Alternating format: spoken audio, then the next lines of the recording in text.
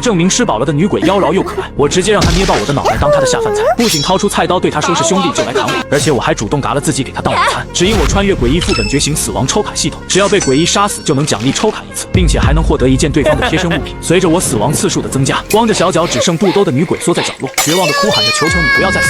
此时我躺在棺材之中，借助光线，余光能清楚的看到一个猩红的身影正在缓缓起身，用冰冷的目光注视着自己。我敲，是鬼嫁娘发现自己了，我倒吸一口凉气，快跑！脑海之中只剩下这一个念头，可鬼嫁娘比我速度更快，她猛地坐起身来，动作僵硬怪异，两个苍白如纸的手掌掐住了我的脖子，好冷，刺骨寒意瞬间侵袭我的脑海。鬼嫁娘的血色指甲又尖又长，由于用力过猛，已经深陷进入了我的血肉之中，剧痛、恐惧、绝望吞噬了我的意识。我能感觉到自己的脖子正在变形，食管、喉结、血管全部被一点点碾碎，血沫从我的嘴角流出。不，我不想死！眼前一黑，我死了。检测到宿主死亡，欢迎来到黄泉抽卡局，恭喜你成功觉醒死亡抽卡系统新手版。我茫然地看着虚空浮现的金色卡包，卡包被撕开，10张灰色卡牌出现。当宿主在怪谈副本内死亡后，将会被立刻复活，并且获得抽卡次数1，当前剩余复活次数999加。本轮卡包总数为10张，抽卡中其中1张灰色卡牌被翻开，绿色光芒绽放，恭喜获得2级技能卡死亡跳过。我先是一愣，很快狂喜，是系统，我有救了。用最快的速度分析了一下系统的功能，我可以在怪谈副本内无限复活，复活之后还能抽卡获得奖励，那我岂不是无敌了？连忙看向自己刚刚抽中的2级技能卡，死亡跳过，类别技能卡，等级2，功能可以跳过死亡的过程，尽享无痛死亡。心中的阴霾和恐惧一扫而空，直接一个鲤鱼打挺从棺材之中起身，兴奋地喊道：好东西啊！这个技能卡能让我在无后顾之忧，尽情享受死亡的快感。死一次抽1张，爽啊！看来自己必须抓紧时间多死几次。又死了一个，鬼嫁娘可以清晰地看到我脖子被扭断，鲜血喷溅的模样。对此她并没有什么反应，被她掐死的玩家数不胜数。不过像是我这么傻的还是第一个。鬼嫁娘叫做唐离，来自百鬼界。唐离正准备从棺材之中起身，结束今天的工作。晚上她还准备去吃最近很火的孟婆汤螺蛳粉，可突然她的身体居然不受控制地躺了回去。这是规则之力？哎，什么情况？那个人类不是已经死了吗？为什么还会有规则之力？唐离一脸茫然，他从来没有遇到过这种情况。由于人和鬼之间的实力差距过大，所以在怪谈副本之中，只有人违反某种规则的前提下，鬼才能杀人。刚刚我违反的便是子夜晋升的规则。下一秒，更加惊悚的画面发生在唐离眼前，原本脖子都被拧成了麻花辫的我，居然又动了。我的脖子瞬间复原，被扔出去的尸体重新躺回了棺材之中，就仿佛刚刚的一切都没有发生过一样。这难道是复活，或者说是时光回溯？唐离在心中惊呼一声。唐离知道，人间界的玩家在通关一次怪谈副本之后，可以进行转职，转职后将拥有各不相同的能力，还真是暴殄天物。罢了，我倒要看看他能坚持多久。话音未落，我大喊一声好东西后，猛地起身。唐离感觉到自己身上的规则之力正在褪去，我又违反规则了，他又能杀人了。唐离讥笑一声，我好久没有见过这么清新脱俗的蠢货了。还没等我回过头，那一抹熟悉的冰冷触感就已经再次抚摸上了我的脖颈。来了，很快吗？我知道自己又要死了，不怕，自己还能复活。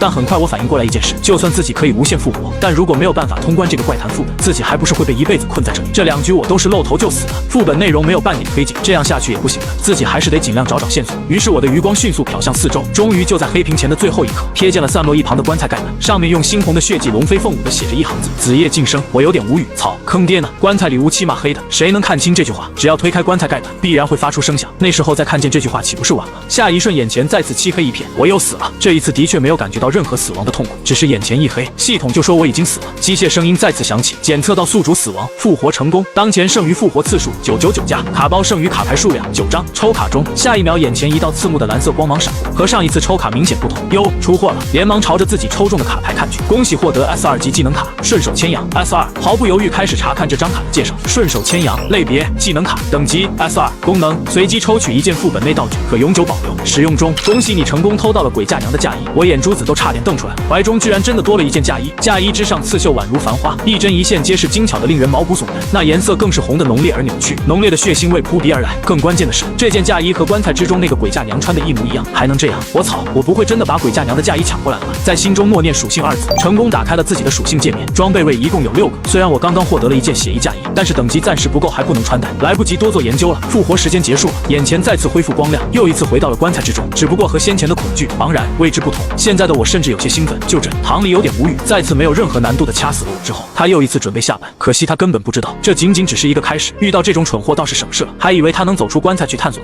呢。唐离吐槽一句，准备起身，可下一秒唐离感觉自己的胳膊凉飕飕的，什么情况？我可是鬼，而且还穿着嫁衣，怎么会感觉冷呢？他下意识低头一看，直接惊叫出声，咿呀！此刻自己2条白皙如雪的胳膊竟然全部都裸露在外，自己身上的嫁衣居然凭空消失了。现在他的浑身上下只剩下一件猩红色的肚兜和内里的抹胸长裙，这是什么情况？我嫁衣呢？唐离懵了，立刻想要离开这里。可让他绝望的是，熟悉的规则之力再次来袭，哪怕是唐离想要捂住胸口的手都不受控制的被掰向两边，整个鬼朝下躺去，再次规规矩矩的躺回了棺材之中，一切又一次回到了起点。唯一的变化是现在的他穿着清凉了很多。唐离一脸懵逼的看向我的方向，果不其然，我再次恢复了原样，安静的躺回了原地，又复活了。这到底是什么职业的能力？居然还可以多次复活！不止如此，为什么在我复活之后，他身上的嫁衣居然消失了？唐离在心中祈祷着我赶紧触犯规则，这样他就能赶紧把我杀掉，结束掉这个奇怪的怪谈副本。没想到这一次事与愿违了，我悄无声息地坐起身来，并没有触犯规则。让唐离更加愤怒的是，我居然还饶有兴致地打量起他裸露在外的胳膊和造型别致的肚兜，这让唐离简直是又羞又恼。不要脸，臭流氓，不许看！该死，我一定让你粉身碎骨！求生不得，求死不能！我当然不知道，面前的鬼嫁娘都快在心中把自己给骂死了。此刻的我一脸震惊，在心中不断惊呼：嚯，居然真的没了！这卡牌还真是顺手牵羊啊，居然不是给我一个复制品糊弄我。这系统能处，现在棺材之中只穿着一件红肚兜的鬼嫁娘倒是少了几分恐怖的感觉。目光落在鬼嫁娘头上的那个红盖头，突然一个念头在心中冒了出来，反正死不了，现在玩心大起，我有些好奇到底什么样的长相才能被称之为世间无此真角色。来，给我开！我咧嘴一笑，果断伸手，毫不犹豫地摘掉了鬼嫁娘头顶的红盖头，唰，红盖头掉落在一旁，一张精致无瑕的面容赫然出现在我的面前。我去，我自觉不是一个见到女人就走不动道的人，但是看见这张脸的瞬间是真的被惊到，这是我前世今生见过最精致、最完美、最直击灵魂的脸庞，诚不我欺，世间的确无此角色。我下意识愣了神，没注意到鬼嫁娘因为羞愤而逐渐发红的脸庞。突然，一道悠然的声音在耳旁缓缓响起，这才让我回过神来。盖头仙，姻缘地，恩怨永失缠。恭喜玩家触发隐藏剧情。哎，隐藏剧情！还没等我反应过来这句话是什么意思，面前的鬼嫁娘猛地起身，那张精致的脸上满是怨气和委屈，宛如春水一般的双眸死死锁定在我的身上。你该死！鬼嫁娘咬牙切齿的嘶吼道，声音还挺好听的，可惜来不及欣赏了。砰！一声巨响传来，我的胸膛瞬间被鬼嫁娘的左手剖开，脑袋则是被鬼嫁娘的右手拍成了西瓜，刹那间汁水四溅。当然了，这一幕我根本看不到，也感受不到，眼前已经黑屏了。检测到宿主死亡，复活成功，当前剩余复活次数999加，卡包剩余卡牌数量8张。抽卡中，一道柔和的白光在眼前闪过，恭喜获得 N 级道具卡阴阳眼药水石。这一次运气一般，只获得了一个 N 级道具卡。不过我很好奇，功能介绍之中提到的百鬼戒是什么？翻看了前身记忆之后，我才明白过来，就和我前世的地狱差不多吧。这鬼嫁娘应该就来自百鬼界，属于是怪谈副本的 NPC。阴阳眼药水有点意思，既然一共有10瓶，那我就先用1瓶玩玩吧。果断使用了1瓶，将眼药水滴入眼中，顿时觉得双眼微微发痒起来，就好像有什么东西附着在了我的双眼之上。等再次睁开眼，淡淡的金色光芒萦绕在我的眼眸上，扭头朝着身旁的鬼嫁娘看去。可让我没想到的是，一抹猩红比我速度更快，眼前一黑，我又死了。唐离快要疯了，他的盖头居然被我揭下来了。他参加潼关节这个怪谈至少千百次了，从来没有人敢触碰他，更别说揭盖头了。触碰怪谈内的鬼，这绝对是找死的不能再找死的行为了。所有的人间界的玩家都知道这件事，这家伙到底怎么敢呢？唐离气得发抖，这个该死的居然又复活了。哎，为什么这一次规则之力没有强制躺下去？难道说是因为解锁了隐藏剧情？来不及思考太多，丝丝血线从唐离的指尖蔓延而出，猛地射出，缠在了我的脖子上，瞬间缩紧。给我去死！这种窒息的感觉可是很痛苦的。唐离就是要让我痛不欲生，可让他没想到的是，我压根没有半点反应，表情平淡，任由血线撕扯，没有听到我求饶的声音，这让唐离很是不爽。我又死了，可唐离没有半点松懈的意思，他肚兜下的胸膛不断起伏，一双美眸死死盯着我的尸体，生怕我再活过来。他纵横各种怪谈副本数年，还是第一次遇到如此棘手的家伙。等了片刻，唐离见我的尸体一动不动，终于死了。话音未落，让唐离绝望的一幕发生了，我又恢复了原样。唐离的双眸再次一片猩红，愤怒、委屈、无助涌上心头。不，给我继续死！他的指尖疯狂生长，尖锐的刺向了我的双眸，直接洞穿了我的脑袋。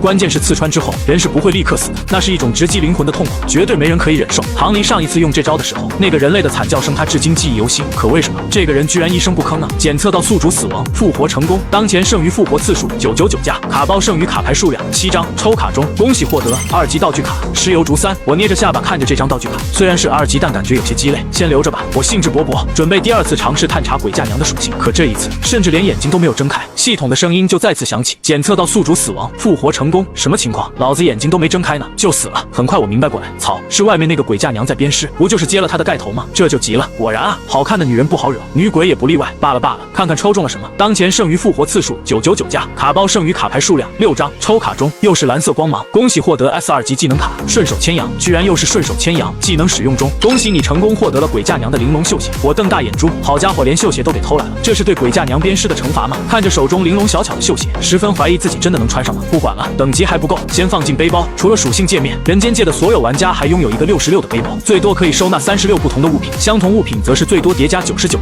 现在我已经占用了4个，黑色褪去，再次复活。这一次我听到了一声撕心裂肺的尖叫啊！连忙扭过头去，再次瞬间暴毙，又死死了。不过这一次倒是看清了鬼嫁娘的属性面本。唐离，本副本角色鬼嫁娘唐离，名字倒是挺好听的。我在心中念叨了一句，继续看下去。倒吸一口凉气，好恐怖的属性啊！怪不得在这个鬼嫁娘面前毫无还手之力。可惜啊，属性碾压也没用。我嘿嘿一笑，依旧悠然自得。检测到宿主死亡，复活成功。当前剩余复活次数999加，卡包剩余卡牌数量5张。抽卡中，恭喜获得 N 级经验卡1，N 级经验卡功能使用后可获得100点经验值，不需丝毫的犹豫，果断使用。叮咚，恭喜玩家等级提升至2级，升级了。连忙去查看自己的属性界面，果然除了生命属性以外，各个属性都有所提升。不过和鬼嫁娘的属性差距还是很大的，还没人家零头高呢，毕竟是60级和2级的差距。我对此并不在意，抢有什么用？给你杀，随便杀，慢慢杀。和我的兴奋不同，唐离气的眼前一黑，差点晕了过去。他的鞋子居然也没了，白皙的小脚突然暴露在空气之中，这让唐离十分不适。他连忙将一双小脚藏进了自己的抹胸长裙下，然后一只手捂着自己的肚兜，另一只手一巴掌把我拍成了一滩肉泥。看着那一地猩红的液体，唐离不仅没有丝毫兴奋，反而是泛起了一抹恐惧，不断拍打着地上的碎肉，生怕我死不掉。这已经多少次了？他都已经杀死了这家伙多少次？可是这家伙依旧在不停的复活，到底是什么能力？居然可以复活这么多次？这都复活5次了。更可怕的是，唐离身上还时不时的丢失一些东西，先是嫁衣，现在又是绣鞋，下一件又是什么？这种未知恐惧让唐离不自觉的站立。为什么？到底为什么会这样？难不成他复活需要消耗我身上的道具吗？唐离颤声呢喃，他现在无比想要离开这个怪谈领域，可惜怪谈领域在怪谈副本结束前是无法离开的，不管是对人还是对鬼都是一样的，不可能的，没有人是杀不死的。这家伙的复活绝对有上限，再杀他一次。唐离双眸死死盯着地上我的尸体，缩在棺材角落瑟瑟发抖。此刻我比他更像是一个鬼。我再次睁开眼，翘了个二郎腿，优雅的伸手敲了敲棺木，喂，搞快点，我赶时间，还剩4张卡没抽呢。我很急，见到我如此嚣张，唐离心中已经有了不好的预感，但秉承着鬼怪的尊严，他还是颤抖着操控漫天血丝，再次贯穿了我的身体，不声不响，再次死去。检测到宿主死亡，复活成功。当前剩余复活次数999加，卡包剩余卡牌数量4张。抽卡中，蓝色光芒大盛，右键 S2。看着蓝色光芒，我忍不住期待起来，难道说又是那张卡？恭喜获得 S2级道具卡，顺手牵羊，果然是他，老伙计又来了。不过我若是没有记错，那鬼嫁娘身上好像没有什么东西可以偷了吧？使用中，恭喜你成功获得了鬼嫁娘的怨婴肚兜。噗呲，我差点一口盐汽水喷出来，没看错吧？肚兜这玩意儿都给偷过来了，没开玩笑吧？我低头看着凭空落在自己手上的柔软肚兜，下巴都快惊掉了。红色肚兜上丝丝凉意顺着我的手掌蔓延开来，这估计是鬼嫁娘的温度吧？这暂时不重要，重要的是这个肚兜的功能居然是孕育鬼婴，而且这件肚兜的品质比前面2件装备都要高，居然是白银2星，属性提升也更加全面，绝对的好东西。前世我连个对象都还没有，没想到在这个怪谈世界居然直接开始孕育下一代，还是个鬼婴，嗨嗨嗨，有点意思。我咧嘴一笑，渐渐发现这个怪谈世界给我带来的惊喜太多了，甚至已经开始喜欢上这个怪谈世界。我那边愈发在怪谈之中如鱼得水，可唐离就没有那么开心了，他真的彻底崩溃了，他的肚兜居然没了，只剩下一件抹胸长裙了。唐离脸色唰的一下变得通红，眼疾手快，用红盖头盖住了自己的上半身。唐离真的彻底怕了，每一次都是在我死之后，自己身上的东西就开始丢失。现在身上的搭配虽然没有那么奇怪，可是万一再少一件该怎么办？万一抹胸长裙也没了怎么办？虽然唐离是鬼，但他也是要脸的，鬼也不能裸奔啊。此刻他看向我的眼神之中满是恐惧，彻底没了先前的高冷和凶狠，眼泪止不住的夺眶而出，无尽的委屈把他吞噬。没有这样欺负鬼。呜呜，唐离缩在了棺材的角落，根本动都不敢动。我睁开眼，一脸悠闲自在，十分礼貌的说道：“还是老样子，谢谢。”我还在等着他把我秒杀，然后继续抽卡呢。结果等了一会，始终没有任何动静，这才疑惑的扭头看去，只见他缩在角落，身上穿着一件洁白的抹胸长裙，倒是更添了几分灵气。他把白皙的小脚藏在裙摆里，正低着头瑟瑟发抖。我皱眉，发出灵魂3连问：“喂，干啥呢？动手啊！等啥呢？”唐离顿时被吓得疯狂摇头，比拨浪鼓还要拨浪鼓。我不杀你了，我告诉你通关方式，你赶紧通关吧。我懵了，什么情况？一只鬼正在和自己求饶，鬼不杀自己，自己怎么去抽卡？这我可不干！别啊，别不杀啊！你是鬼，咋能金盆洗手说不杀人就不杀人了呢？你得有点做鬼的责任心吧！我急了，疼的一下起身，朝着鬼嫁娘的方向挪动。他死死地抓着自己身上的红盖头，浑身依旧是止不住的发抖。你别过来！唐离色厉内荏地喊道。我闻言不仅没有害怕，反而是一喜。这个鬼嫁娘开始威胁我，只要自己过去，她肯定就会恼羞成怒，果断杀了自己了。于是没有半点停下的意思，继续朝着棺材角落靠近。来，杀我！快！你的那些血丝呢？指甲呢？杀我啊！我急切地说着。现在只要一伸手，就能触碰到唐离的身体。终于，唐离的情绪彻底崩溃，再也控制不住自己心中的情绪，嚎啕大哭了起来。你别过来！我求你了，好不好？就当我求你了，你别再死了！我错了，我不该杀人，更不该杀你。我真的可以告诉你通关的方式，你相信我，我送你通关。你快走，我求你了，你饶了我吧！呜呜！我彻底懵逼，僵在原地。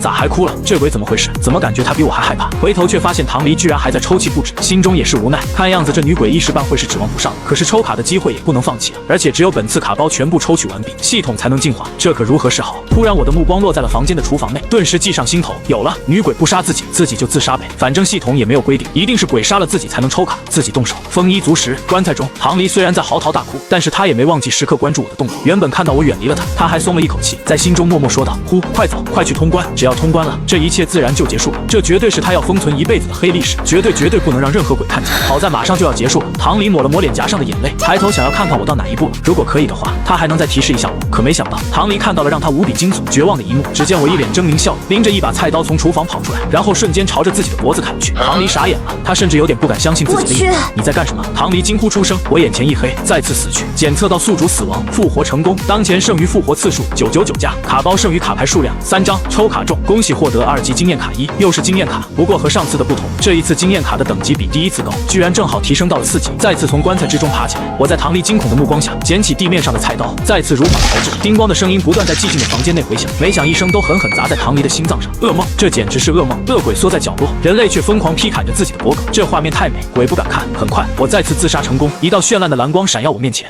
又见 S2， 只不过这一次不是顺手牵羊卡了。恭喜获得 S2 级道具卡疼痛储蓄罐，我眼前一亮，一眼就看出了这个疼痛储蓄罐的价值，顶级，简直是杀人越货的神器。虽然怪谈肆虐，但是依旧不能随意杀人。但有了这东西，我可以做到神不知鬼不觉的杀人。再次醒来，还是老样子，捡起了棺材边的菜刀，还剩下最后一张。抽完再研究通关的事情，毫不犹豫举起菜刀，冲着自己的脑袋劈砍，那模样疯批无比。一旁的唐离双眸无神，早就已经变得麻木了。毁灭吧，赶紧毁灭吧！检测到宿主死亡，复活成功，当前剩余复活次数999加，卡包剩余卡牌数量1张，抽卡中。一片虚无黑暗之中，我饶有兴致地看着此次抽卡，最后一张卡牌悬在半空，缓缓翻动。下一刻，一抹紫色光芒爆发开来，我猛地瞪大眼睛，我操，紫色 SSR， 一共10张卡牌，还是第一次开出 SSR 级别的卡牌，很是庆幸自己没有放弃这3张卡，要不然自己可就损失大了。满脸期盼地看着这最后一张 SSR 级卡牌，恭喜获得 SSR 级卜卦卡1，这功能介绍让我有些茫然，什么东西 ？SSR 卡就这，算卦是什么鬼？使用中，使用成功，恭喜获得人间界觉醒秘辛，目前已失传，通关9个怪谈副本后再觉醒职业，可100%获得 SSS 级隐藏值。看着手中的卦象内容，我直接傻眼，愣在原地。100%获得 SSS 级隐藏职业，开什么玩笑？每个玩家在通关了一次副本之后，都可以觉醒一个专属职业，能觉醒到什么级别是完全随机的。可现在我手中的卦象却说，只要成功通关9次怪谈副本之后，就100%可以觉醒 SSS 级隐藏职业。这他喵不是卡 bug 吗？对其他人来说，在没有转职的情况下通关9次副本可能还有难度，但我不一样，拥有着死亡抽卡系统的我，想要死在怪谈副本之中才是比较难的事情。吞咽了一口唾液，毫不犹豫将手中的卦象粉碎。卦象上说这个秘辛已经失传，整个人间界无人知晓，所以我不能将这条秘辛外传。SSR 级卡牌果然是名不虚传，脑海之中飞速盘算着，死亡抽卡系统并非无敌的，因为除了怪谈副本以外，还有现实世界。我的系统在现实世界可是没用的，现实世界死了，那就是真的死了。但现在这张 SSR 级卡牌给了我在现实世界无敌的资本。平复了一下情绪，我可没忘，卡包全部抽光之后，系统还会进行进化。恭喜，卡包全部抽取完毕，死亡抽卡系统成功进阶至进阶版。新解锁能力：死亡暴击，死亡方式越惨烈，抽卡品质越高，概率调整 ，N 卡概率降低 ，SSR 卡概率上升。下一阶段抽取5张 SSR 可解锁。我惊诧挑眉，死亡暴击，只要自己死的方式越惨烈，抽卡的品质就越高，这岂不是让自己去主动作死？既然如此，那就干！再次睁眼醒来，我满脸笑意，一副神清气爽、意气风发的模样。反观鬼嫁娘唐离，则是一副死气沉沉、痛不欲生的模样。卡包抽完了，现在我得着手通关怪谈副本的问题了。爬出棺材，没理会缩在角落的唐离。先前这女鬼好像说可以告诉我通关的方式，罢了，反正也没有生命危险，就当是玩一场密室逃脱吧。我并没有作弊的兴趣，进入怪谈这么久，第一次认真的观察四周。哎，这颜色为什么怪怪的？我突然发现整个房间的色调灰扑扑的，就像是蒙上了一层滤镜的黑白电影，只剩下了黑白灰3种颜色。可偏偏唐离身上的红色嫁衣不受影响，依旧猩红刺眼。翻看记忆才知道，这种状态就叫做怪谈领域。进入怪谈领域之后，玩家就和现实世界分离了，等副本结束之后才会重新回归。怪谈领域和现实世界互不相通，哪怕是2个人分别站在怪谈领域和现实世界的同一个位置，他们也看不见对方。喂，鬼嫁娘，不对，你叫唐离对吧？你说为什么怪谈领域里面的色调以黑白灰为主？唐离诧异抬头，他首先是恐惧，为什么我会知道他的名字？其次是迷惑，为什么突然提问自己？还是这种奇奇怪怪的问题？难道说自己回答错误之后，这个家伙又要偷走自己身上的一件衣服？想到这里，唐离又把身上的红盖头裹紧了几分，不敢隐瞒，立刻颤抖着回答：因为怪谈领域形成的原理就是在人间界形成百鬼界的投影，至于这个投影为什么是黑白的，我们也不知道，可能是2个世界之间的冲突吧。收回目光，继续打量四周，现在身处的位置就是我家，只是有些奇怪的是，家各种物品的摆放有些杂乱，好像有人曾经找过什么东西一样。棺材横在客厅中央，显得极其突兀，我丝毫不惧，随便在沙发坐下，开始了思考。现在我的线索就只有那句怪谈介绍，传闻曾有人在子夜时分独卧关中寻求姻缘，意外遇到了鬼嫁娘。首先提取第一个信息，子夜这个怪谈会不会和时间有关？只要坚持到某一个时间点，怪谈自然会结束。迅速看向了墙上的时钟，却发现时钟居然是不走动的。坏了！我又低头看向自己的手表，和时钟一样，安静的停在了12点的位置。掏出手机还是一样，看来我的思路是错的。就算一个钟表坏了，总不能手表和手机全都坏了吧？这种概率太低了。晃了晃脑袋，并未气馁，继续思索。棺材中，唐黎弱弱抬头，发现我坐在沙发上，正嘴中喃喃有词。认真听了一会儿，唐黎发现我居然在推理通关过程。这个发现让唐黎心中泛起一丝兴奋和解脱，终于要结束了。为了早点结束这种折磨，唐黎决定帮助我。虽然这个念头很荒谬，鬼帮人通关，从来没有这样的事情发生过。但现在唐黎管不了那么多，他只想要结束这场怪谈副本。那个，我可以告诉你通关方式，你只需要……唐黎鼓足勇气开口，没想到我果断摇头，多谢好意，我不需要。说完头也不抬，继续沉思。唐黎红唇微张，不敢再说话，真是个怪人，告诉他通关攻略都不要。唐黎嘟了嘟嘴，索性也不管了，只要他不再死而复生，不再偷他的衣服就行了。不行，光坐着思考还是不行。我从沙发上站起身来，准备找一找房间周围有没有什么线索。整个房间是3室1厅的，奇怪的是有一间屋子是关着的，厨房、卫生间从一开始就是开着的，主卧和次卧则是虚掩的，轻轻一推就开了。唯独最里面的那间卧室是关着的。尝试回忆这个房间是干嘛的，却只能想起了4个字：不要靠近。前身似乎十分抵触这个房间，想进去只能破门而入，但恐怕并不需要。我沉思片刻，并未动手。我没有忘记这个怪谈副本的其中一条规则就是子夜晋升，因为这条规则足足死了2次。如果通关需要破门，可偏偏破门是不可能不发出声音的，那对于其他玩家来说，想要通关副本岂不是死路一条？暂时略过这间锁着的卧室，继续检查了其他房间，并没有发现任何的异常。就在我一筹莫展的时候，突然目光看向了入户门。谁说这个怪谈副本就一定被局限在了自己的房间内？倒是我先入为主，思维局限了，果断迈步走去，尝试伸手按动了门把手，门真的开了。只是门外的场景不由得让我倒吸一口凉气。在我家门外的楼道墙上，赫然写满了不堪入目的大字：狗东西欠钱还钱，该死的老赖去死去死，简直是触目惊心。不过这些字迹是灰白色的，这些字恐怕并不是从百鬼界带过来，这是我家门口本来就有的。我这前身家里到底发生了什么？我揉了揉脑袋，决定先把怪谈通关，再去研究前身到底发生了什么。这或许还和那间锁着的卧室有些关系。继续环顾楼道，上下两侧的楼梯满是阴影，我尝试了一下无法通行，有一道无形的墙拦住了我。看来怪谈副本的区域只有这一层，既然不能上下楼，又不局限于我家，那么答案已经很简单了。我凌厉的目光迅速看向了对门，对门的大门通体黝黑，颇为诡异，和寻常人家完全不同，而且没有对联，没有福字，甚至连猫眼都没有，是完全封闭的状态。不对劲，12分的不对劲。深吸一口气，迈步朝着那道漆黑的大门走去。很快我靠近了那道漆黑的大门，门上并没有门把手，所以我准备用手推一推试试。手刚刚触碰那扇漆黑的门，顿时一阵刺骨的冰寒从指尖传递到了骨髓，好凉，甚至比唐黎的手还要凉。猛地用力推开了面前的门，吱啊，刺耳的摩擦声响起，屋中没有一丝光亮，一片死寂。我眯了眯眼，没有贸然闯进去，而是返回家中，拿出了自己的手机，用手机的手电筒打光，朝着对门的屋内照去。屋内的画面让我倒吸一口凉气。正常来说，对门的户型应该是和我家一样的3室1厅，可是这个房间的周围全都被红砖砌了起来，只留下了一个狭小的空间。在这个空间的正中央，赫然摆放着一口棺材，又一个棺材，这居然是一间木房。我皱着眉头，这一刻心中已经有了猜测，快步朝着那一口棺材走去，猛地打开棺材盖板，果不其然，这一口棺材之中还有一具尸体。从腐烂的程度来看，这具尸体恐怕死了有一段时间了，臭味扑鼻。传闻曾有人在子夜时分独卧棺中寻求姻缘，意外遇到了鬼嫁娘。看来通关的关键是独卧2字，只要我躺在这个棺材之中就不算独卧了，毕竟我的身边已经有另外一个尸体了。不再多想，把棺材之中的尸体推到下方后，抬腿迈入了棺材之中。果不其然，在我进入棺材之后，时间立刻恢复了流动，不管是手表还是手机全都开始了变化。我的猜测是对的，顿时一脸得意。子夜的时间是23点到凌晨1点，现在是12点，我只需要再坚持1小时就能通关了。索性闭目养神，静等时间过去。客厅里，唐黎隔门看到我钻进棺材之中，顿时松了一口气，但他越想越是震惊，这家伙居然还真的自己找到了通关的方式，而且非常快。这个狗贼的推理过程不超过5分钟。作为潼关节这个怪谈副本的主理官，唐黎清楚我的这个成绩极其可怕。要知道潼关节这个怪谈副本的总体通关率不足20%，他应该不会回来了吧？唐黎弱弱的呢喃着，眼神不断瞥向隔壁，哪怕是我一直躺在隔壁的棺材之中，他也有些提心吊胆，生怕我突然折返回来。这段时间对于唐黎来说简直是度秒如年。终于系统开启，判定我成功通关，怪谈副本结束。唐黎长出一口气，身体逐渐虚缓，终于下班了。刹那间，房间四周的颜色开始逐渐恢复正常，那些不属于人间界的布置开始消失。原本身处隔壁的我闪现般回到了自己客厅的中央，脑海中系统声音再次响起：恭喜玩家牧羊成功通关潼关节，通关时长13分43秒，通关评价 SSS 级。恭喜您的通关时间与通关评价，成功登顶潼关节副本排行榜第1名。冲榜奖励如下：1. 随机白银级装备3，2. 金币1万，3倍经验值共900点。我差一条没，自己居然是第一。立刻在脑海之中打开了系统界面的排行榜，找到了潼关节的那一页。除了我，其他人的通关时间大多在20分钟以上，通关评价最高也只有一家，而自己的评价则是 SSS 最顶级的评价。为什么通关评价差距如此之大？我捏着下巴沉思了片刻，最终得出了一个猜测，恐怕和自己揭开鬼嫁娘的盖头有关。毕竟可是隐藏剧情，播报并未结束。温馨提醒：关于怪谈副本的内容坚决不可以任何形式透露给其他人，否则将会触发天雷轰顶，十死无生。我并不意外，所有怪谈副本都是始终存在的，并不会因为有人通关而消失。如果能够传播攻略的话，这些怪谈副本早就没有任何危险。在我查看榜单的同时，房间内的怪谈领域已经彻底消失，一切恢复正常。我回到现实了，退出榜单，我环顾四周，无声地吐出一口气，家还是那个家，一屁股坐在了沙发上，准备再捋一捋自己的记忆。我这前身似乎是遭受到了什么重大打击，感觉他的记忆有不少断片的地方，被他自己给压制到记忆深处了。我正准备闭目回忆的时候，门外却突然传来了一个熟悉的声音：“黑狼，时间差不多了，我们进去吧。”我的脸庞瞬间冷了下来，眯起眼睛，目光看向入户门的方向。这声音是柳如烟，柳如烟便是我前身的女朋友，同时也是逼迫前身接连进入4次怪谈副本的人。从声音来判断，柳如烟现在就在门外，即将开门进屋，而且好像不止她一个人。果然，门外又响起了一个陌生男人抱怨的声音：“真是他妈的浪费时间，咱们都等1个小时了。”哗啦，钥匙插进门锁，门开了，一头乌黑长发的柳如烟朝着屋内走来，笑容灿烂。可下一秒，当她看到翘着2郎腿倚靠在沙发上，双眸冷厉的我时，整个人直接愣住了。她脸上的笑容骤然消失，眼睛豁然瞪大，一副见鬼了的模样。牧羊，怎么你没死？我明明看着你进入怪谈副本。在看见柳如烟的瞬间，不少记忆复苏涌入我的脑海。这柳如烟是自己的高中同学，而且是高中的班花。前身主动追求她许久，柳如烟一直都不曾松口同意，直到前身遭遇变故之后，柳如烟却突然同意了前身的交往。现在看来，这件事处处都透露着诡异。我扯动嘴角，讥笑一声：“你好像很想我死。”跟在柳如烟身后的男人显然也没想到我居然还活着，眼神之中闪过一丝狠厉。这个男人我有印象，这家伙叫黑狼，高中的时候比我们高1届，也曾经追求过柳如烟，同样被拒绝了。我双眸萦绕着淡淡金光，打量着面前的两人。先前我使用的阴阳眼药水还没有失效，这东西不只可以看鬼，还能看人。在柳如烟头顶，一个属性界面显现而出。柳如烟等级不高，只有2级，但是这个属性可要比我当时2级高上些许。很明显，他已经完成了转职。我再看向黑狼，看到黑狼的属性时，我心中微微一沉，这家伙居然有7级，比自己高了足足3级之多。瞥了一眼自己的属性，这黑狼几拳就能破自己的防御。不过我并未恐慌，如果我能提升到5级，并且将自己获得的所有装备都穿上，应该也能有一战之力。只是要如何提升自己的等级呢？唯有一条路，参加怪谈。心中不断盘算着，表情却是依旧淡然，潇洒的翘着2郎腿，睥睨着面前两人。柳如烟在短暂的愣神之后，终于反应过来，脸上立马绽放出了一抹笑容。她不着痕迹地将自己的短裙往上拉了拉，露出雪白的大腿，然后迈步朝着我走来，用黏腻的声音撒娇道：“宝宝，你说什么呢？我怎么会想你死呢？我就知道我家宝宝是最棒的，肯定可以通过这次怪谈副本的。”这声音听得我浑身鸡皮疙瘩，还不如女鬼唐离的声音好听呢。我满脸厌恶，直接一脚将旁边的垃圾桶朝着她踢去，冷声道：“柳如烟，你还是别装了，我知道你靠近我是不安好心，我也懒得和你废话。说吧，你这么着急让我去死，到底想要干什么？”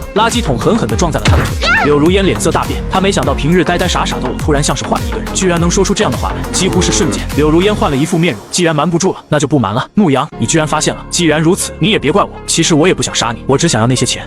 我一愣，脑海突然阵阵刺痛，看着我迷茫的眼神，柳如烟的反应更加激烈，近乎歇斯底里的喊道：“装，你还在装？我原本以为你爸妈被抓之后，你受到了刺激变得痴傻了，所以才忘记钱在哪里。现在看来，原来你不傻。快说，要不然我们现在就杀了你。”柳如烟身后的黑狼见状，一脸坏笑，快步上前，同时还活动着自己的手腕。此刻的我脑海之中，前身痛苦的回忆正如同潮水一般疯狂涌来。我终于想起来了，1个月前前身的爸妈被官方的人抓走了，原因是诈骗，而且这笔钱也没有找到。那段时间每天都有无数催债的人找上家门，威胁他朝他讨债。可关键是前身真的从来没有见过那笔钱，门口那些红油漆就是当时留下的。柳如烟在前身最艰难的时候，突然同意和前身在一起，所以前身对于柳如烟几乎是言听计从。连续进入怪谈副本3次，就是柳如烟撺掇的。看完记忆，我嗤笑一声，恐怕这女人一开始的目的就是钱。目光平淡的看着柳如烟，淡淡道：“你也看到了，我家就这么大点，哪里有什么藏钱的地方？”听到我这话，柳如烟双眸通红，一脸不屑道：“牧羊，没想到你的脸皮居然这么厚，你以为我不知道吗？你的父母布置了藏匿符咒，那笔钱只有你能看见。藏匿符咒！”我眉头微挑，立刻在脑海之中翻找起来。我恍然大悟，心中所有的疑惑全部解开。原来如此，怪不得这柳如烟如此着急杀了自己。很明显，自己大概率是传承者，只要杀了自己，那些被藏起来的钱自然是藏不住了。之所以使用怪谈副本杀自己，是为了躲避联盟的追责，毕竟杀人在人间界是违法的。他疯了一般嘶吼道：“黑狼，先把他4肢折断，看到时候他的嘴是不是还这么……”一旁，黑狼早就迫不及待了，一根棒球棍凭空出现在手中。下一刻，黑狼已经冲到了我的面前，举起棒球棍径直朝着我的手臂砸去。我不躲不避，甚至是露出了讥讽的微笑。蠢货！下一瞬异变突生，我的身体居然开始虚化，仿佛要消失在现实世界一般。黑狼手中的棒球棍径直从我的身体中间穿透了过去，压根未伤到我分毫。柳如烟都懵了，惊恐的瞪大眼睛，这怎么可能？黑狼一眼就认出我这是正在传送到怪谈副本之中。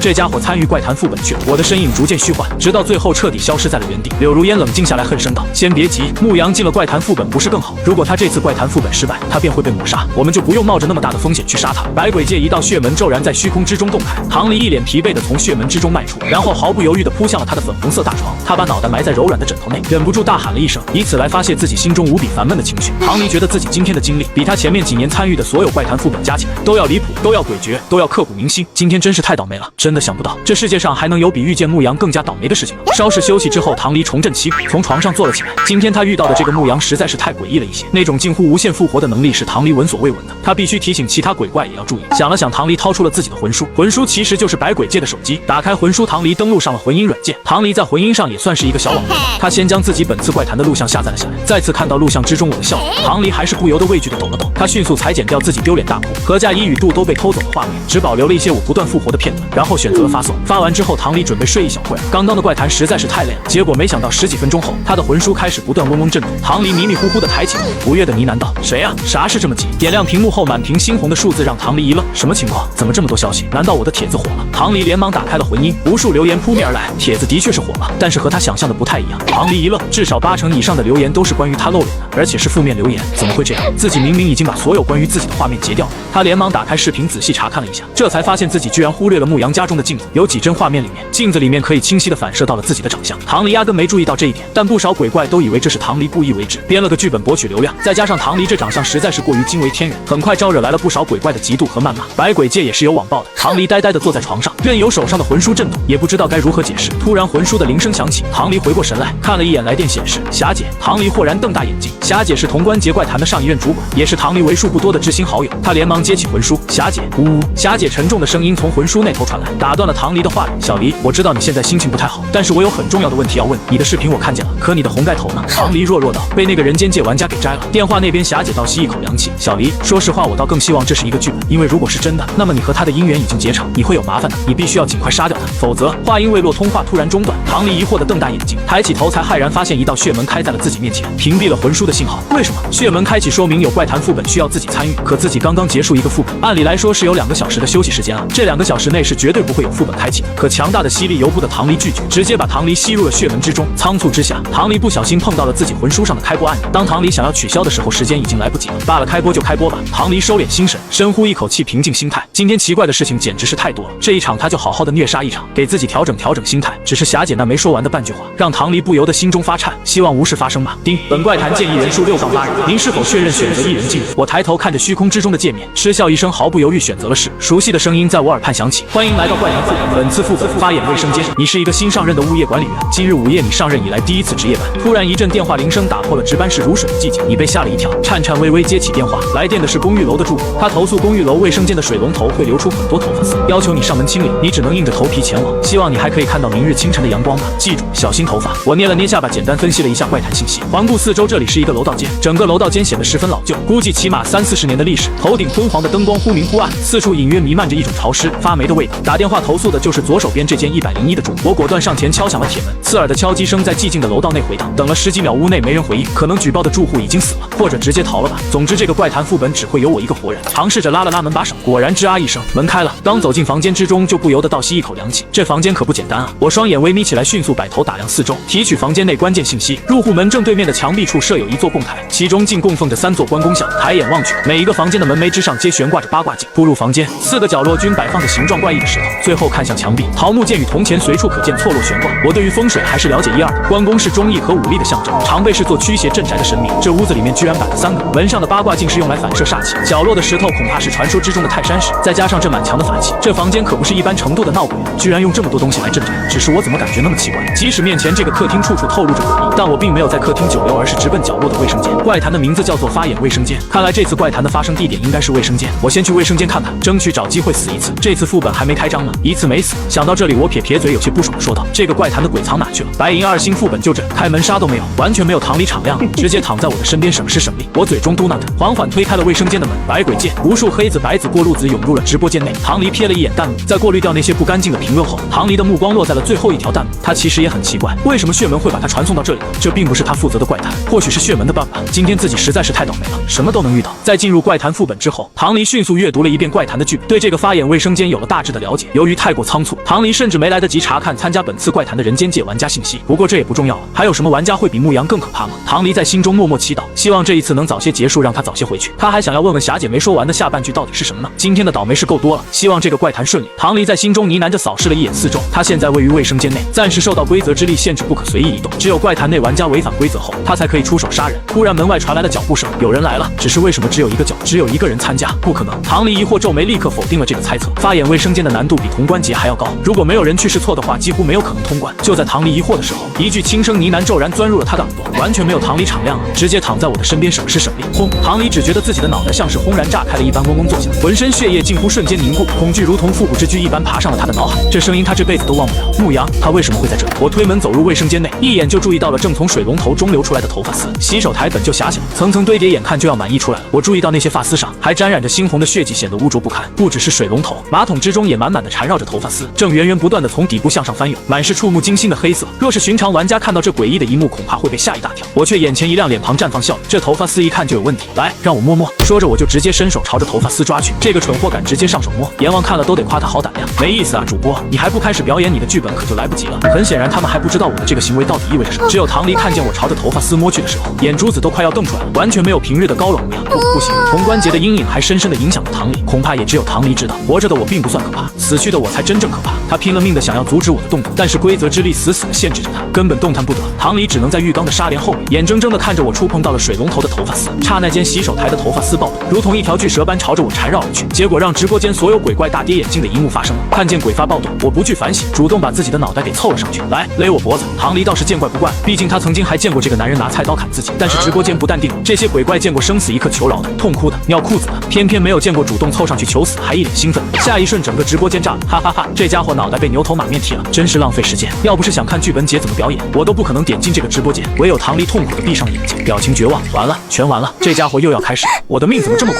检测到宿主死亡，复活成功，当前剩余复活次数999加。本轮死亡方式：鬼发缠绕窒息而死，评级 B。丁，触发小暴击，概率小幅度提升。我略显失落，居然只是一个小暴击，看来缠绕这个死法还是太普通了，我还是得再想想别的办法。本轮卡包抽取中，恭喜本轮卡包总数为8张，还不错，虽然没有上次多，但也可以接受。希望这一轮能多暴击几次，最好能再一次让自己的系统升级。抽卡中，下一瞬一道蓝光闪过，第一张卡就出现 S2级了，恭喜获得 S2级技能卡提线木偶3。我先是一愣，旋即豁然睁大眼睛，操控副本道具这么强，寻常玩家若是得到这张提线木偶，大概率会利用鬼怪的道具去尝试击败鬼怪。我觉得这种操作的可行性不高，我可是见过唐离属性面板的，足足60级，光是防御就有将近30多万的数值，这怎么可能是一个道具就能秒杀的？所以我自有妙用。再次在卫生间的地上睁开眼后，我毫不犹豫地朝着水池之中的头发丝使用了技能卡提线木偶。技能卡绽放出蓝色的光芒，化作星光，瞬间消失在虚空之中。所有鬼发听令，现在把我切成1万份。水池之中流淌的鬼发遗址，鬼发们纵横发眼卫生间这个副本这么久，还是第一次听到这种无理的要求。不过他们还是要满足的。下一秒，无数发丝暴动而起，如同漫天的牢笼一般朝着我压制而来。我丝毫不惧，依旧淡然地站在原地，缓缓张开手臂，准备迎接这些鬼发的到来。来吧，用尽你们的一切力量，杀死我！噗呲，无数鬼发径直朝着我的身躯穿刺而去，速度之快，竟连一滴血花都未来得及溅起。转瞬间，我已被切割成无数碎片，毫无生气地散落于地。这一幕就算是鬼怪看见了，都不由得倒吸一口凉气。只可惜我自己是看不到的，眼前已经再次黑屏，我死了。直播间再次一片死寂，原本还满屏的哈哈哈，此刻却突然销声匿迹了，取而代之的是满屏问号。短短几秒钟的时间，带给鬼怪们的震撼实在是太多。先是死而复生，然后是鬼发暴动，这都是鬼怪们从来没有见过。这家伙怎么突然又活了？他刚刚没被勒死吗？是不是复活类的职业？虽然极其少见，但不是没有。卧槽，这是什么情况？为什么会出现这么多头发丝？他干了什么？漫天的头发，我一个鬼看着都害怕。无论是黑子和白子，现在都更加好奇为什么发眼卫生间会发生这样的一幕。倒是没人关注直播间的主播唐离了。直到一个弹幕的出现，你们不觉得这个人间界玩家很眼熟吗？这好像就是潼关节副本时无限复活并且弄哭了唐离的那个人类玩家。这弹幕一出，所有鬼都懵了。啥？这就是那个能无限复活，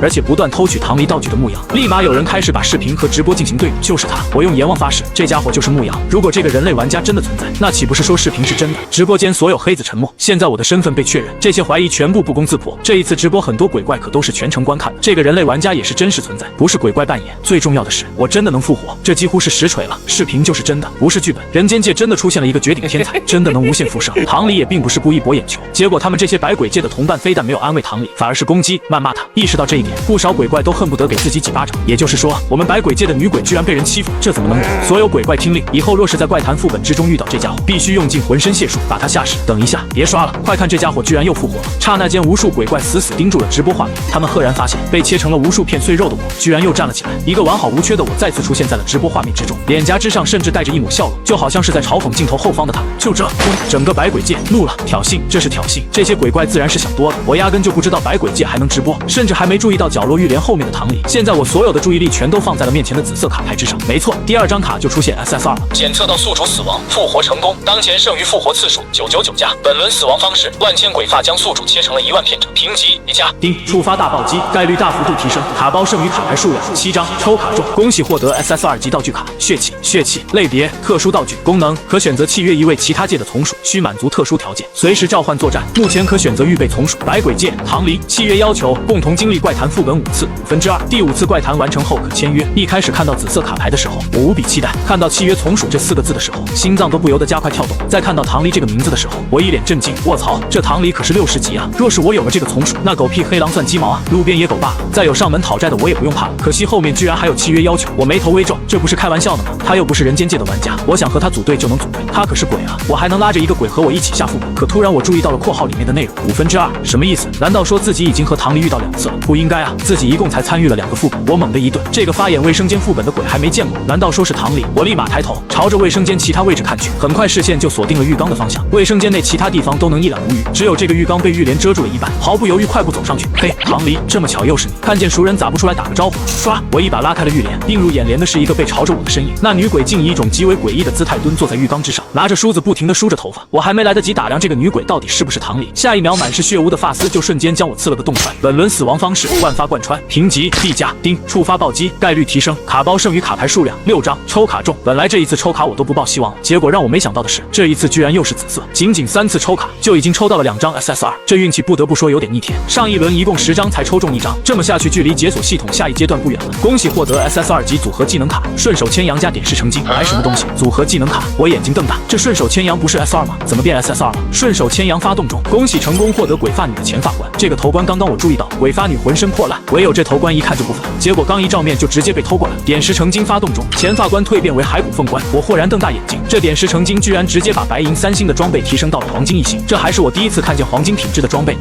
穿戴全都要求5级以上，等我这次怪谈通关必然是可以达到5级，直接满身神装，美滋滋的收下骸骨凤冠，再次睁开眼睛，正好迎上了唐离惊骇的目光。这次怪谈副本的鬼怪还真是唐离，对于这个即将被我收为从属的女鬼，还是很有亲切感的。我无视唐离惊恐的模样，拍了拍她的肩膀，笑道：下次杀我的时候最好狠一些，越狠越好。唐离根本就说不出话来，他不敢相信自己的头冠居然这么快就被抢。刚刚我突然掀开帘子，唐离是打算装死，结果没想到他的头发自己主动攻击了我，直接把我杀死了。紧接着唐离就发现自己的头冠没了，那可是副本的关键道具，是他可以催动控制这些鬼发的媒介，没了头冠，这些鬼发可就不受唐离控制。下一秒，唐离骇然看向我的身后，无数鬼发已经飘然而起，缓缓朝着我靠近。小心你身后！唐离下意识提醒。在他喊出口之后，他才反应过来自己的举动有多诡异。鬼在提醒人有危险，这算什么事啊？我茫然回头，刚看到悬浮在头顶的鬼发，就瞬间被鬼发穿透了脑袋。本次副本第4次死亡，本轮死亡评级 B， 暂未触发暴击，抽卡中，恭喜获得2级经验卡3，一共1500点经验值。一道光芒闪过，我的等级终于提升到了5级。虽然只是2级卡，但经验值是我现在最需要的东西。在我等级提升的瞬间，背包里面所有的装备立刻自动装备上，还挺贴心，把那些明显不适合我外表的装备给优化成了男装的模样，避免了女装的尴尬。此刻的我可谓是帅气逼人，目光盯上了背包之中的随机装备，果断选择开启。随着我的操作系统的声音响起，随机装备开启成功。蛇牙匕首，类别武器装备，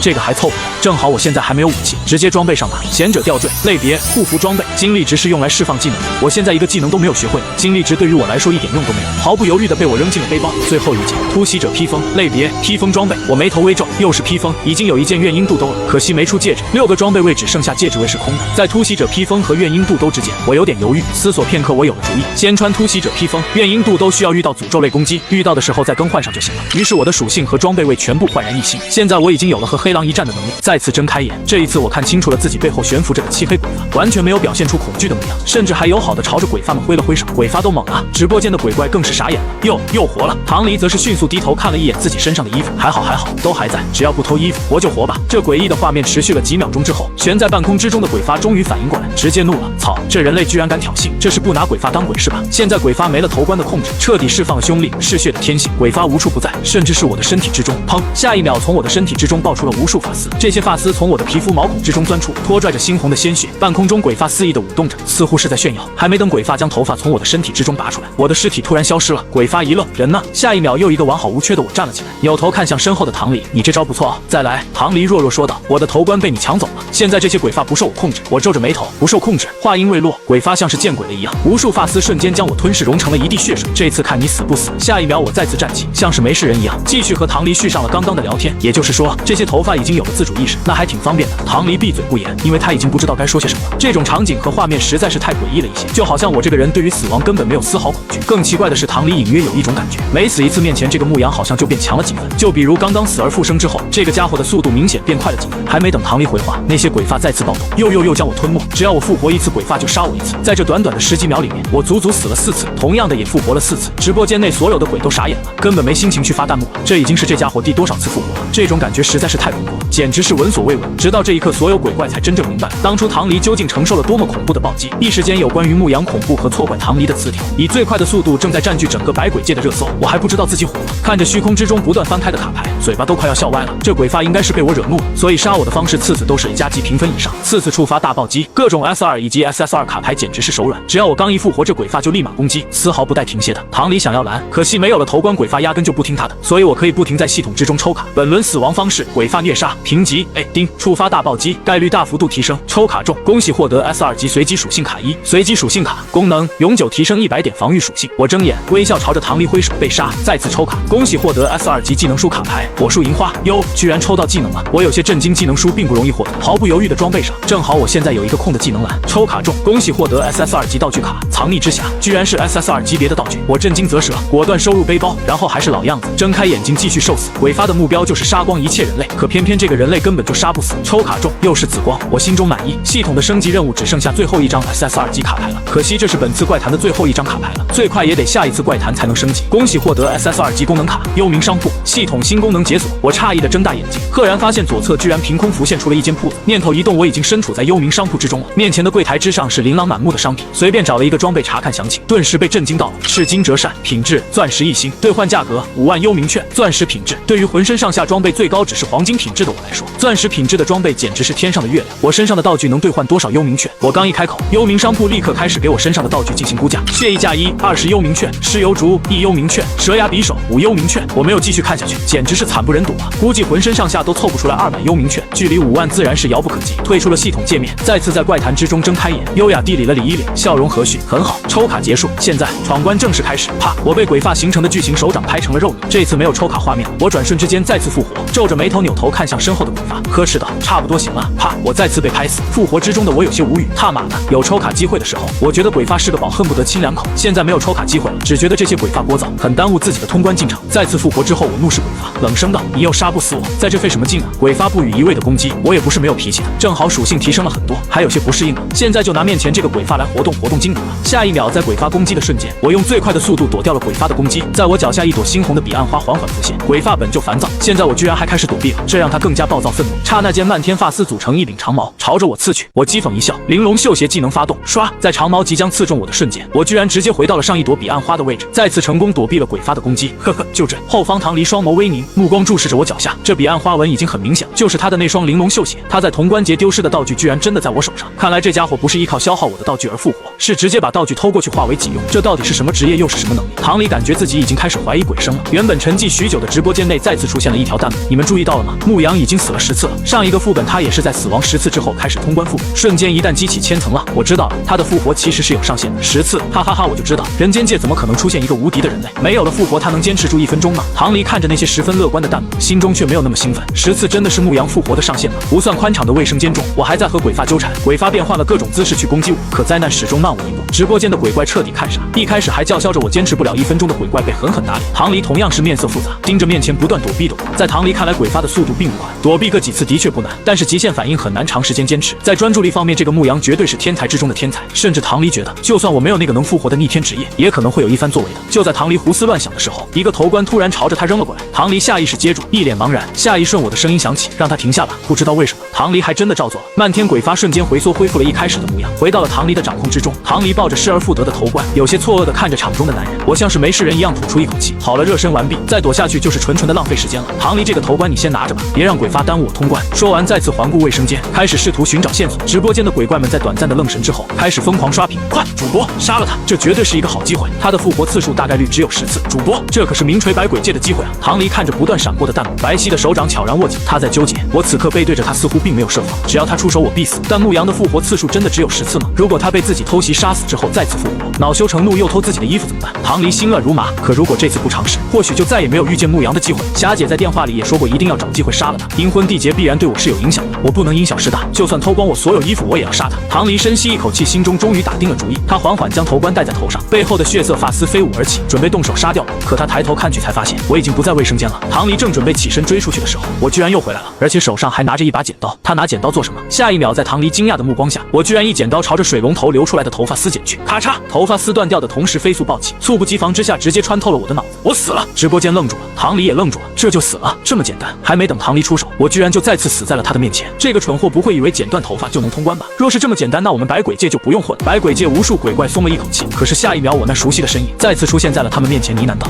剪断果然是不行的。”随手把从客厅拿来的剪刀扔掉，捏着下巴思考起来。鬼发明显是副本之中的怪物，我以为杀了这怪物就能通关。等一下，是不是因为剪刀这个道具不行？我眼前一亮，又从背包之中取出了自己的蛇牙匕首，果断尝试，反正我有无限的试错机会。一刀下去，头发再次应声而断。不过我也被断发再次杀死，果然行不通。复活起身，又一次陷入沉思。直播间已经一片死寂，还没等他们庆祝完，我再次在他们眼前死而复生。这已经是第11次了，10次复活的上限猜测被粉碎，也许是12次呢。这条弹幕甚至还没发送出去，我就给这位鬼怪表演了第12次死而复生。鬼怪们的希望再次被扼杀在了摇篮里。此刻已经没有多少鬼怪相信了，在鬼怪眼中，我简直就是一个魔鬼。此时魔鬼正在认真思考通关的方式，已经检查了客厅和各个房间，除了那些驱邪布置，并没有特别的发现。这时候无意间透过客厅的镜子，我注意到了自己鼓鼓囊囊的口袋。这是什么东西？这时候我才发现，身上穿着的居然是物业管理员的马甲外套。从马甲外套鼓鼓囊囊的口袋之中拿出了一部手机，是物业管理员的。尝试按动指纹，成功打开。看来在怪谈的设定之中，我就是物业管理员，这部手机就是我的东西，所以我可以随意打开。手机没什么特别的，都是一些日常的。突然视线锁定在了一款物业帮帮帮的软件上，心中有了几分明悟，果断打开物业帮帮帮，飞速翻阅着。突然我的手指停顿在了一条投诉上，投诉时间是3个月前，投诉人6号楼202住户男，投诉内容他妈的能不能管一管201的2口子，大半夜吵架不说，还通宵洗衣服，有病啊！水声哗哗的，吵的人根本就睡不着觉，有病吧？水声哗哗这4个字吸引了我的注意力，而且这个6号楼正是我现在所在的楼，这里是6号楼的101，正是201的楼下。在前世曾经看过一个新闻，男人杀了自己的妻子，然后报警说妻子失踪了，最后通过他家异常的水费，发现了他杀妻的真相。难道说这个怪谈也是类似的情况？有了方向之后，立刻开始关注有关于201的投诉。很快我找到了2个月前的一条投诉，也就是水声哗哗的1个月后，202投诉说201妻子好像不见了，这1个月里面几乎没有见过他，也没再听到隔壁2口子吵架，所以有些怀疑。物业迅速上门询问，201的男人说妻子只是回了娘家，物业便没有再多问。看到这里，问题其实已经很明显了。继续翻动，突然发现了一条来自101房间的投诉，这条投诉是1个月前的，投诉人6号楼101租户女，投诉内容下水道总是有头发涌出来，很恶心。这条投诉也被物业处理过了，派专人过来进行清洁。但我觉得奇怪的并不是出现头发，而是租户女这3个字。刚刚对房间进行查看的时候，很明显的注意到了男性生活痕迹，比如散乱的男性衣服、卫生间的剃须刀等等，反之并没有看到任何女性物品。我双眸微眯，脑海飞速运转，已经对这个怪谈有了大概的猜测。卧室衣柜内的衣服不多，一部分衣服还在皮箱之中，所以说这一次投诉的男主可能是刚刚搬过来不久，所以那些镇压鬼怪的布置大概率是房东或者上一任住户留下的。为什么要布置那么多辟邪的物品呢？很简单，这房子恐怕死过人，那么布置者就只能是房东。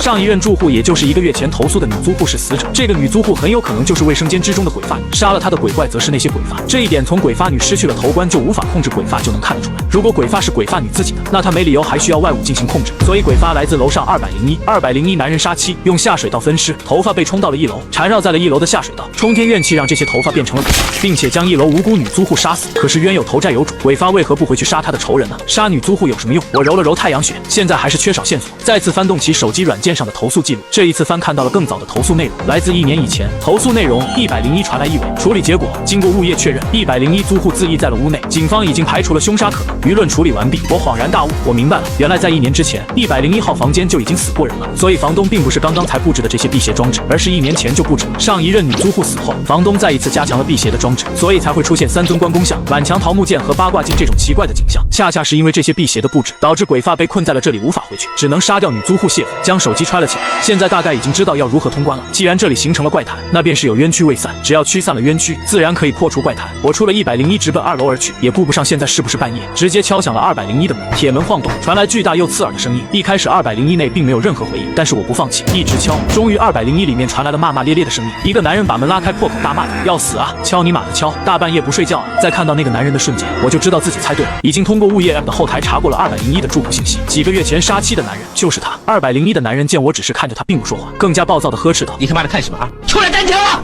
不要逼我出手啊你！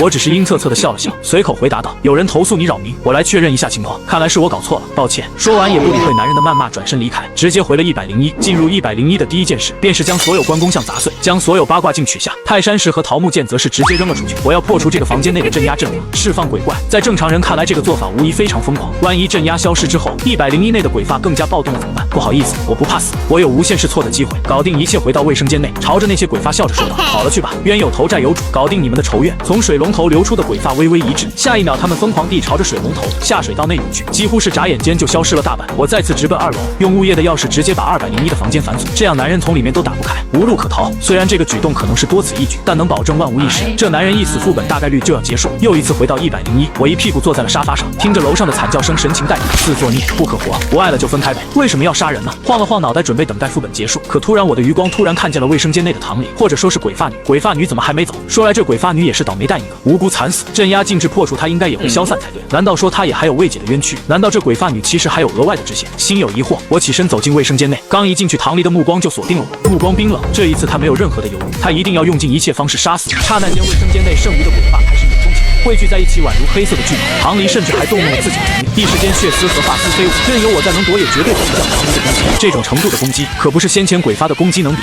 猝不及防，我的确是死了，不过我不在意，死了就活，死了就活，哪怕只能活1秒，那也能往前走的。一边走，我还一边观察着鬼发女，思考她有什么执念未了。唐离看着离自己越来越近的我，心中愈发绝望。从卫生间门口到浴缸一共6米左右的距离，我一共死了17次，加上前面的12次，已经足足复活了29次，这绝对是一个恐怖的数字。唐离从来没有听说过任何一个职业能够做到这种程度，哪怕 S 级都不行。而且唐离发现我始终没有恐惧的神情，这说明29次压根就不是我的极限。在第30次复活并且走到唐离面前的时候，唐离放弃了，这个魔鬼根本就杀不死。唐离已经用尽了一切方式，可还是做不到。直播间的鬼怪也早就沉默了，恐惧在百鬼界内缓缓蔓延开来。我站定后见唐离不再动手，也不在意，只是笑着，终于放弃了。唐离不语，双眸无神的坐着，我却突然从一旁拿过来了一瓶洗发水。刚刚我一边死一边仔细观察了这鬼发女的头发有点古怪，血污和她的头发显得格格不入。于是我有了一个大胆的猜想，鬼发女头发上的血污来自201的女，而不是鬼发女本身。由于头发被污染，所以鬼发女才不愿或者说不能离开。我的猜测还有一个佐证，在第一次拉开浴帘的时候，鬼发女就正在拼命的梳头，似乎想要将血污梳掉一样。来，坐着，我给你洗头。我的声音不容置疑。唐离傻眼，洗头？什么情况？下一秒不由分说，我已经打开了淋浴头的水，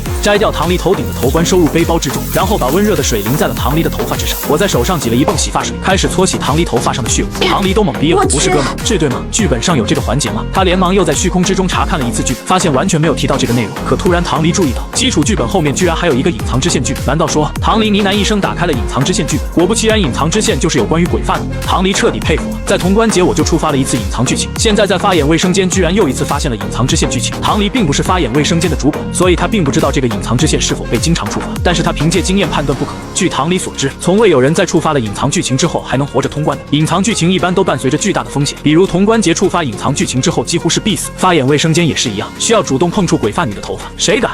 唐离无声吐气，他下意识用余光看向了身后的我，正在认真洗着头发，神情平静淡然，水温温和加上柔和的搓洗，唐离居然感觉有点舒服。作为一个鬼，从来没有人或者鬼给他洗过头发，不知不觉唐离有点出神了。无限复活的恐怖能力，盗取副本道具变成自己的装备，无与伦比的观察力，恐怖的专注力，这所有都汇聚在一个人间界的玩家身上。难道说人间界和百鬼界持续了千百年的平衡要被打破了？虚空之中弹幕不断飘过，人给鬼洗头，这是什么剧情啊？我从没见过发眼卫生间有这种剧情啊！难道说是隐藏剧情？抛开别的不说，这牧羊虽然是人类，但是长相的确没得说，和唐离挺配的，什么都可只会害我，这可是人类啊，是咱们百鬼界的敌人啊！他要是能变成鬼就好了。鬼发女本身的头发并不算特别多，很快所有的血污都被清洗干净，正如同我所料，脑海之中响起了系统的声音：叮，恭喜完成隐藏剧情。同时楼上的惨叫声也戛然而止，卫生间内残余的鬼发化作灰烬消失不见。看来鬼发心中怨念已消，怪谈已经消除，搞定。我轻笑着并不意外，恭喜玩家牧羊成功通关发眼卫生间，奖励结算中，通关时间19分21秒，通关评价 SSS 级，恭喜您的通关时间与通关评价已经超越了100%的同副本评价，成功登顶发眼卫生间副本排行榜第1名，冲榜奖励如下：十分眼熟的一段话，再次夺得了一个排行榜第1，和潼关节一样，依旧是唯一一个 SSS 级通关玩家。1、随机白银级装备3、2、金币1万3倍经验值共1500点，冲榜奖励并没有变化，依旧是装备、金币和经验值。毫不犹豫，3件奖励装备全开，一个靴子，一个护符，还有1枚戒指。靴子和护符直接无视，系统赠送的装备和从怪谈副本之中偷过来的装备简直是天壤之别。不过最后1枚戒指正好补充了身上装备的最后一个缺口。破云戒，类别戒指装备，属性一般。我这一身装备几乎全都加成了速度属性，速度属性已经高达137点，比黑狼还要高上不少。既然副本结束，那我也要和柳如烟还有黑狼算算账，清算时刻到了，嘴角勾起一抹冷笑，身影逐渐变得虚幻起来。天福家园301，柳如烟是掐着点的。1个小时即将过去，黑狼悠闲地躺在沙发上，看着正在紧张倒计时的柳如烟，笑着说道：“小妍妍不用那么紧张，那小子90%以上是要死在副本里面的。”柳如烟什么都没说，但依旧认真看着你。不知道为什么，他心中总有些不踏实。黑狼，还有5秒钟，过来准备。黑狼虽然有些懒得起身，但柳如烟都开口了，他也不好推脱，站起身来取出了自己的青铜3星棒球棍。3、2、1，柳如烟还在倒数，神情紧张，心跳加速。黑狼则是悠闲很多，压根就没有进入攻击状态。就在柳如烟倒数结束的瞬间，一道虚幻的身影居然真的出现在了沙发上。黑狼猝不及防，连忙准备抬起自己的棒球棍进行攻击，可我比他更快。速度属性137和速度属性79的差距不是开玩笑，我直接从沙发上抱起，轻松躲掉了黑狼的棒球棍攻击。黑狼不敢相信自己居然打空了，这家伙的速度怎么可能这么快？他不敢再轻视，用最快的速度横棒朝着我躲避的方向挥舞而去，给我中！这一次棒球棍精准命中，轰然砸在了我的身体之上。